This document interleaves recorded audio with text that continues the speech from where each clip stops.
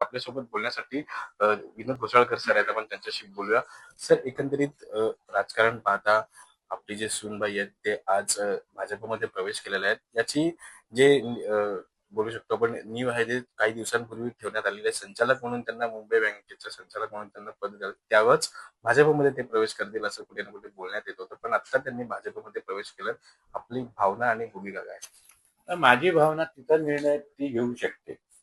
त्यामुळे तिच्या निर्णयावरती मी प्रतिक्रिया देणं योग्य नाही आहे.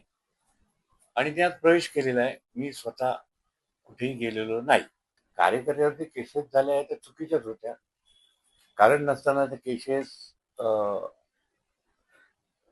भाजपच्याच आमदार बाईंनी आमच्यावरती केल्या. त्याच्यावरती आम्ही वाद न घालता आम्ही अँटिसिपेटला गेलो. आजच मला वाटतं काहीतरी अँटिसिपेटची बेल होती कोर्टामध्ये, दिंडोरी सेशन कोर्टामध्ये आज काहीतरी निकाल लागेल.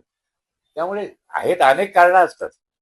परंतु मला वाटतं की मी ह्या सगळ्या गोष्टीवरती प्रतिक्रिया स्थानिक राजकारणावरती, तिच्या निर्णयावरती किंवा इतर कोणत्या गोष्टीवर मी देऊ इच्छित नाही.